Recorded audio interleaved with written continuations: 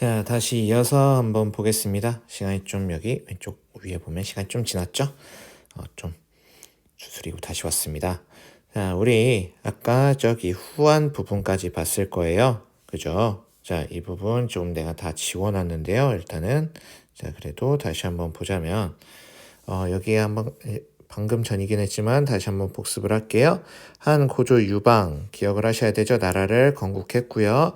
군국제 뭐와 뭐의 믹스다? 봉건제와 그 다음에 군현제 이제 믹스 형태다라는 거 그런 거 같이 기억하시고요. 그 다음에 한나라의 무제라는 황제도 기억하라고 했었죠. 무제라는 황제는 이제 굳이 이제 봉건을 할 필요가 없어요. 이 시간이 지나면서 이 봉건을 내줬었던 제후들을 다 제거해 버리거든요. 그래서 결국에는 군현제로 전환하게 되었다라는 말입니다. 왕권이 강해졌다라는 거죠. 이 지방 통제를 완전히 지방을 완전 장악할 수 있게 되었다라는 겁니다. 그래서 이 군현제를 실시하고요. 그 다음에 막 주변을 이 무제는 다 공격을 했어요. 우리 고조선하고도 관련이 있어요. 고조선을 멸망시키게 되죠. 자, 멸망을 시키게 됐었다라는 거 참고로 같이 알아두시면 되겠습니다. 그 후에 신나라라는 나라가 있었죠. 누구? 왕망이라는 사람이요. 자, 이 왕망이라는 사람은 주나라라는 나라를 되게 좋아했어요. 그래가지고 옛날 주의 제도로 막 다 돌아가자라고 하면서요. 막 그 옛날 제도로 다 이렇게 회귀시키려고 합니다. 근데 시대를 반영하지 못했었다고 했었죠. 왜냐면 그때 당시에 생산력이 증대되고 사유재산이 이제 막 확대가 되는 그런 시기였어요. 그래서 사유지산을 이렇게 많이 가지고 있는 세력들이 등장하게 됩니다. 그 사람들이 바로 호족이었어요. 이 호족들이 있었는데 이 호족들이 당연히 반발을 하겠죠. 왜냐면 이 옛날 주나라의 제도로 이렇게 돌아가자라고 하면서 개인의 재산을 다 몰수해버리려는 그런 모습을 보여요. 그러니까 당연히 호족들이 반발을 했었겠죠. 자, 그런 것들이 있었다라는 거 참고로 기억하시면서 결국엔 이 주나라는 단명하게 됩니다. 자, 그리고 이 호족들, 이 대표 호족이었었던 이 왕실에서도 호족의 성격을 가지고 있었던 광무제가 후한을 건국해요. 신나라를 멸망시키고 다시 후한을 건국하게 되는데요. 이 후한이라고 부르는 이유는 한나라의 왕족이에요. 그래서 이 광무제가 왕족이기 때문에 이 후한을 건국하게 됩니다. 그렇지만 이 본인도 호족이어서 호족 연립 정치 호족 연합 정치라고도 해도 돼요. 호족 연립 정치가 이제 전개가 됩니다. 자, 이렇게 나라가 이어지게 됐었다라는 건데요.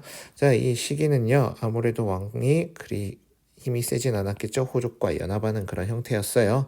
그리고요, 이 시기 이후에는요, 어떤 모습들이 보이게 되느냐, 환관과 원래 좀 자세히 들어가면은 내부 쪽에서 뭐 이제 정치적인 변화가 있어요. 그것 때문에 환관과 뭐 이런 뭐라 그러지 외척이라고 해야 되나요? 이 외척들의 이런 농간들이 엄청나게 심해지게 됩니다. 그러면서 결국에는요, 이 왕실이 이들에 의해서 농단이 벌어지게 돼요. 그래서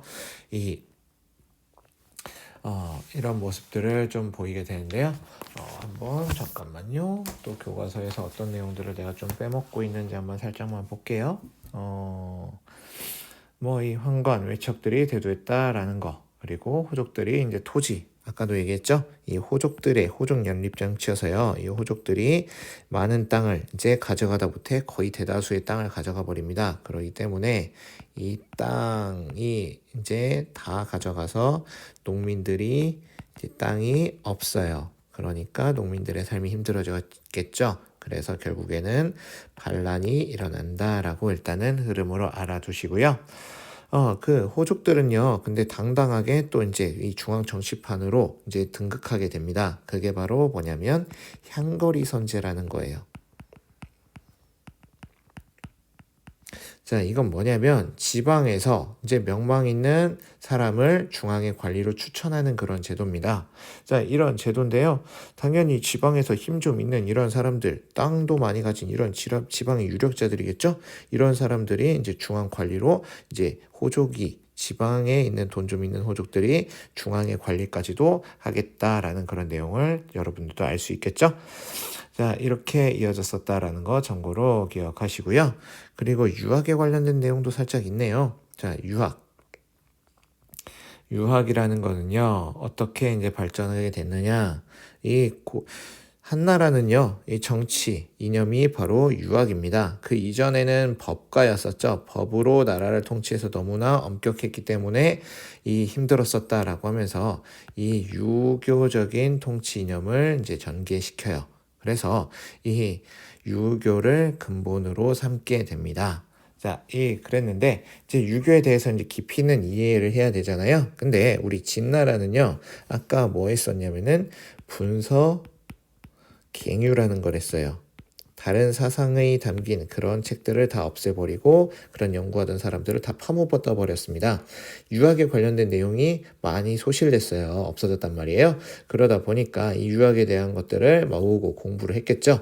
자, 특히나 이 유학에 관련된 그런 기록들을 막 어디서든 다 찾아가지고 그런 것들을 연구하는 학문이 발전하게 됩니다. 그게 바로 훈고학이에요.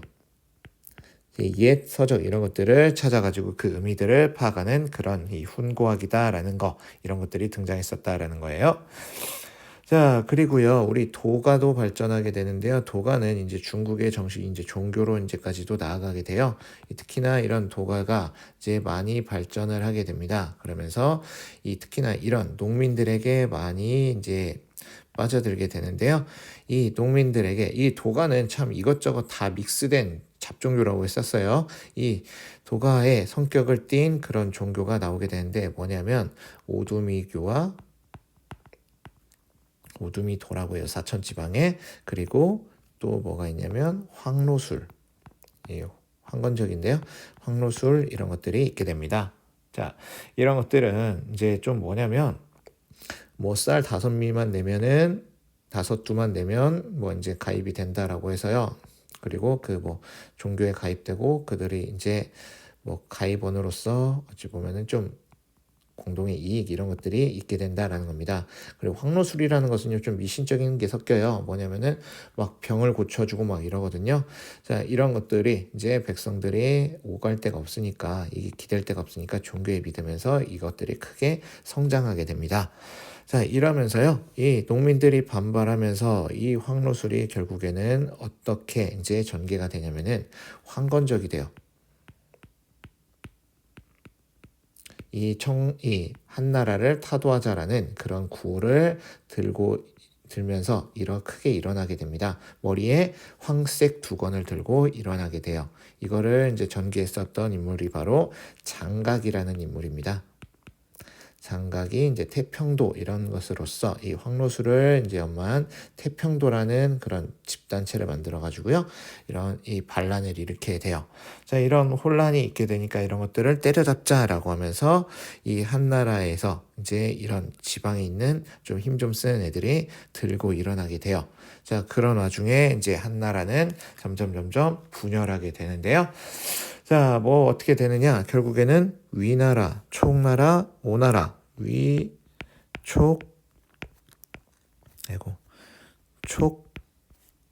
삼국시대로 이제 전개가 되게 됩니다.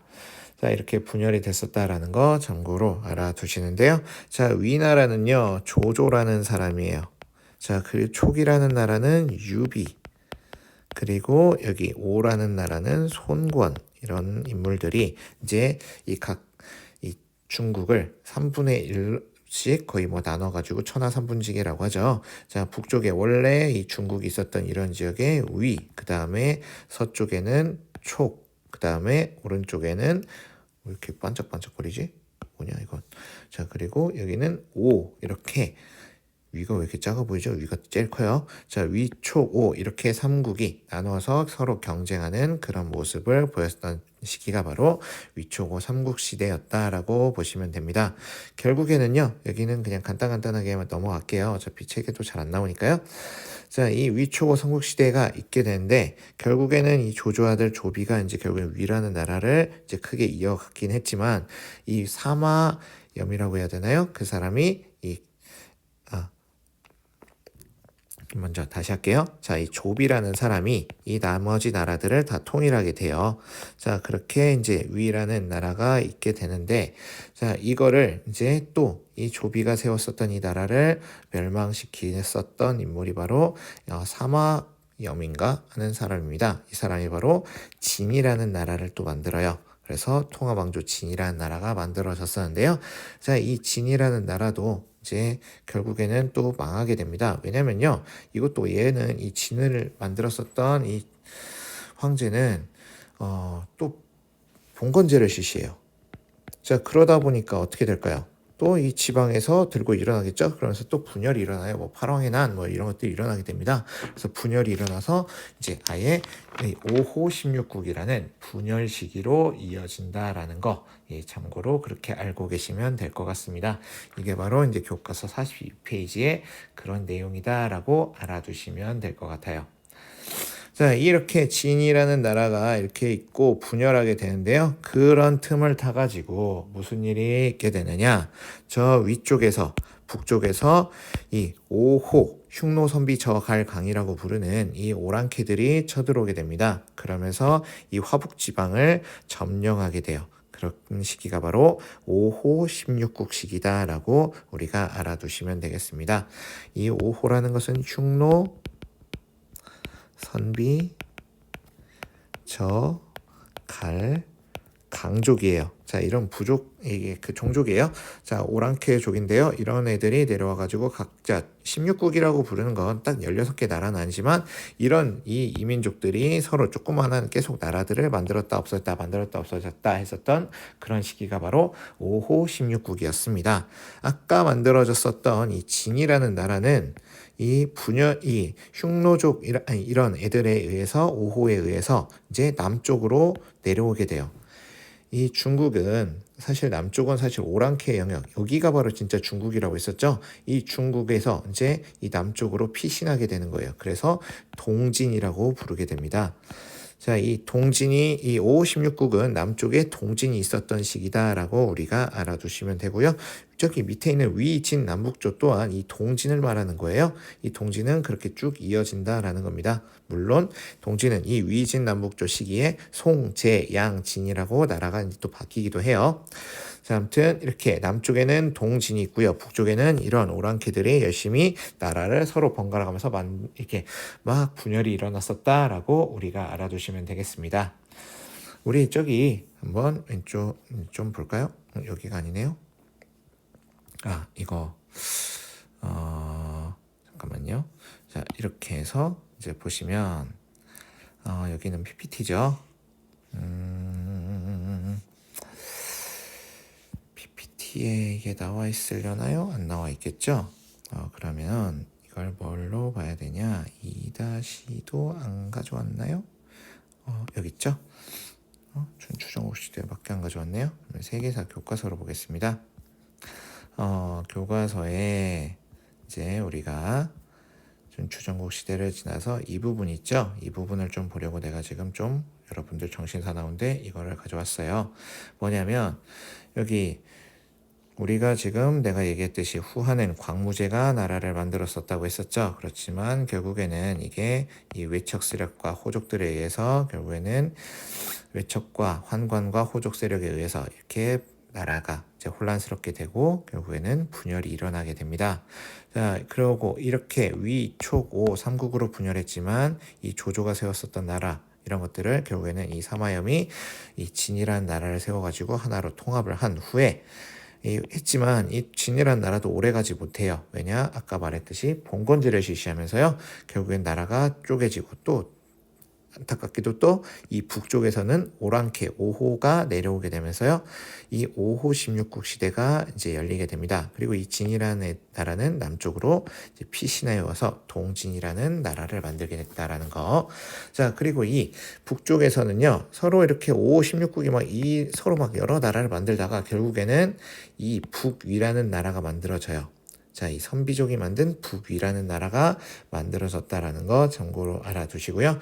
북위도요, 이제 이 분열이 일어나요. 동위, 우문태와 이런 애들이 나라를 이렇게 분열시키게 되는데요. 서로 이렇게 나눠가지고 동위와 서위, 그러니까 위인 동위와 서위가 이렇게 있게 되고요. 여기 북제와 북주가 만들어지게 됩니다. 결국에는 이 북주에서 수로 나라가 통합이 됐었다라는 거. 그리고 남쪽까지 이 수라는 나라는 남쪽까지도 장악했었다라는 거고요. 남조는 송, 제, 양, 진 이렇게 이 나라가 이어졌었다라는 거예요. 자, 우리 여기서요 한 가지 좀 기억을 해두셔야 될 게 있어요. 우리는 세계사를 배우기도 하지만 한국사도 배우죠. 여기 한국사에 대해서 조금 우리가 알아둬야 될 왕조들이 있어요. 뭐냐면 바로 북위입니다. 이 북위 같은 경우에는 우리나라가 지금 지도를 좀 그리자면 이렇게 있죠. 우리나라는 여기 있어요. 자, 여기가 바로 요동반도, 랴오동반도입니다. 자, 그리고 여기가 이제 압록강 이렇게 흐르죠. 자, 여기 요동반도까지 장악했었던 나라가 바로 어디예요? 고구려죠. 자, 고구려와 이 북위는 화친 관계를 맺죠. 기억나나요? 자, 이 고구려와 이 북위는 화친 관계를 맺어요. 어느 왕 때? 바로 장수왕 때예요. 이 장수왕 때 화친 관계를 맺어 놓으니까 북쪽이 이 북위도 남조가 사실 더 부담스러운 존재죠. 고구려보다는요. 괜히 고구려 쳤다가 이 남조에게 빌미를 내줄 수도 있잖아요. 이 북조는 북쪽이 안정되기를 바래요. 그러니까 고구려랑 화친 관계를 맺어버립니다. 장수왕 또한 한반도의 남쪽을 쳐내려 가야 되겠죠. 그렇기 때문에 서로 필요에 의해서 친교 관계를 맺었었다라고 알아두시면 되고요. 자, 그리고 이 광개토 대왕과 장수왕 이런 애들이 밑으로 막 치고 내려오게 되니까 이 남쪽에는 백제와 신라가 있었었죠. 자, 이 백제 같은 경우에 또 막 나라가 큰 위기에 처해 있었어요. 장수왕이 내려와서 계로왕을 죽이기도 하고 막 그러니까 이게 이 웅진에서 유명했었던 왕이 바로 누구냐면은 무령왕 이런 왕들이 있어요. 자, 이 무령왕 같은 경우에는 중국의 남조와 교류를 하게 됩니다. 특히나 양나라와 교류를 하게 되는데요. 뭐 양지공도 이런 곳에서도 이제 이 교류했었던 그런 내용이 있기도 합니다. 근데 특히나 이 무령왕릉에서 우리가 기억을 해야 되겠죠. 왜? 무령왕릉은 이 중국 양나라의 무덤 양식으로 만들어졌었다라는 것도 같이 기억해 두셔야 됩니다. 알겠죠? 이거는 한국사 부분이에요.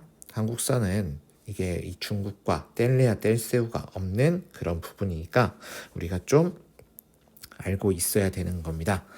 자, 이렇게 일단 알아두시고요. 자, 그리고요, 이제 좀 보겠습니다.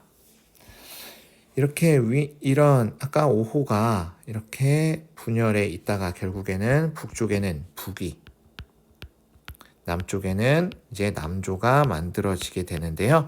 이 북위와 남조는 좀 우리가 이제 좀 기억을 해둬야 될 부분이 있어요. 특히나 북위는요, 효문제라는 인물이 있습니다. 얘네들은 선비족이라는 오랑캐죠. 자, 오랑캐는 나름 이게 좀 오랑캐 중에 이런 애들은 컴플렉스를 가지고 있어요. 중국이 문화가 엄청나게 뛰어나다. 우리는 중국의 것을 다 받아들여야 된다라고 하면서요. 한화 정책을 펼치게 됩니다.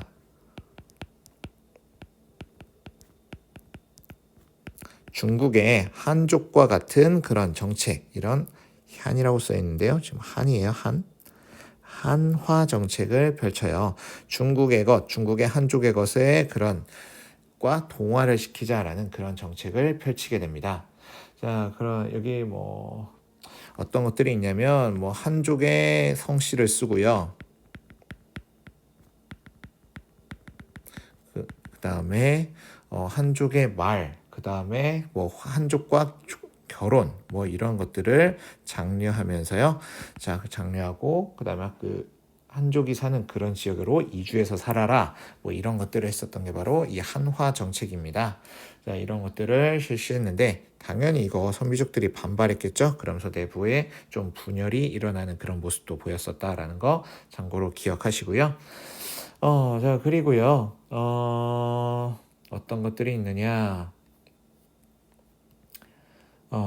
여기 중국 남조를 좀 더 보겠습니다. 남조 같은 경우에는 원래는 이 북쪽에 살았던 애들이죠. 남쪽으로 내려왔어요. 얘네들은요, 어찌 보면 좀 우월의식을 가진 애들이야. 남쪽에 이 중국은요, 아까도 계속 얘기를 했지만 여기가 원래 서울 같은 애들이에요.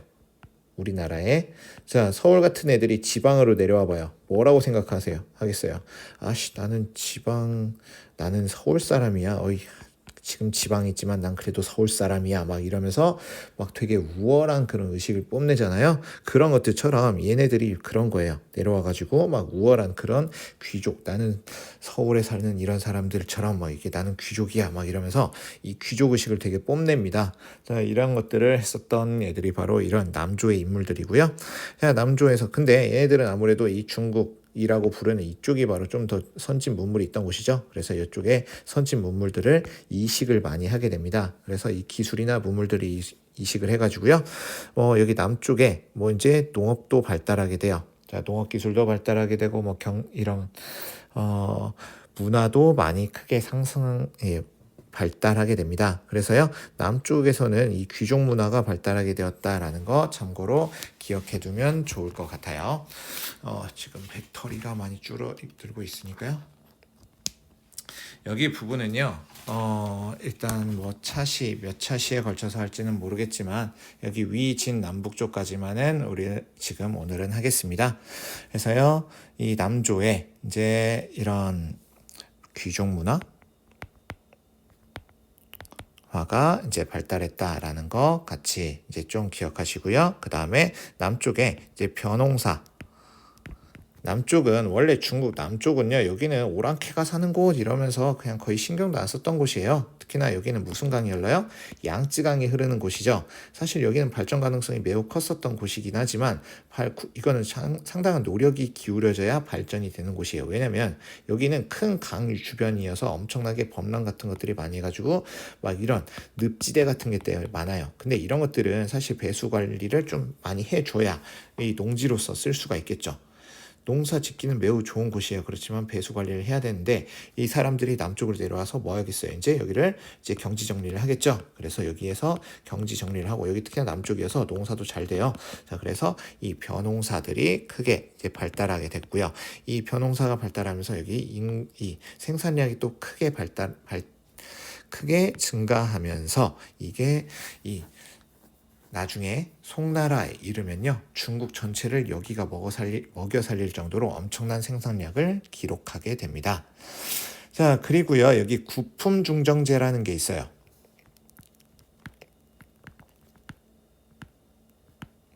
자, 이거는요, 이 교과서에서도 아마 이제 좀 써 있을 그럴 내용이에요. 이것 또한 지방에서 이제 각 지역의 이제 중정관이라고 하는 인물들이요. 이거는 뭐 이런 인물들을 아마 좀 찾아가지고 이제 발굴하는 그런 인물이라고 좀 보시면 되는데요. 자, 이 중정관이 근데 원래 그 지역을 다스린 인물이에요. 근데 이 사람들이 지역에서 평판이 있고 이 좀 유명한 인물들을 이제 중앙의 관료로서 추천을 하는 그런 제도입니다. 자, 이렇다라는 말은 아까 그 위에 있었던 향거리 선제랑 별반 다를 바가 없겠죠? 뭐냐면 지방에 잘 쌓은 애들 있잖아요. 호족 이런 애들이 결국에는 중앙 관리로 올라간다라는 그런 내용입니다. 자, 그리고요, 지금 북위에 대해서 한 가지만 좀 더 얘기를 하자면요. 우리 한국 사람도 관련이 있기 때문에 얘기하는 거예요. 자, 이 시기쯤 해가지고 불교가 들어와요. 자, 이 불교는 어느 나라 종교예요? 중국의 종교가 아니죠. 저기 인도의 종교인데요. 이 중국 쪽으로 들어오게 되면서 이게 이 종교가 원래는 불교라는 것은 개인의 깨달음, 해탈, 곧 부처가 되는 거다라고 하는 건데 이게 조금 변하게 됩니다. 뭐냐면 이 중국에서 이 왕실의 이제 비호를 받으면서요, 이 왕즉불 사상 이런 것들이 이제 들어가면서 왕실을 비호하는 그런 불교로 발전하게 돼요. 자, 그런 것들도 있고 우리나라로 결국엔 또 들어오면서 불교는 이 중앙집권화 고대 국가로 발전하는 그런 기반이 되는 종교가 됐었다라고 알아두시면 되겠습니다. 참고로 이 귀족 문화도 한 가지 더 얘기를 하자면요, 우리 청담 사상이라고 해야 되나요? 이 막 그 중림칠연이라고 해가지고 막 이렇게 속세를 떠나가지고요, 뭐 지방에서 짱 박혀가지고 뭐 술 먹고 놀고 음악하고 막 이런 사람들 있잖아요. 이런 사람들이 이제 이런 청담 사상 귀족 문화를 이루게 됐었다라는 게 바로 이 중국 남조의 모습입니다. 오늘은 여기까지 하고요. 1시간 더는 이 수당송까지 이제 나가도록 하겠습니다. 수고했습니다.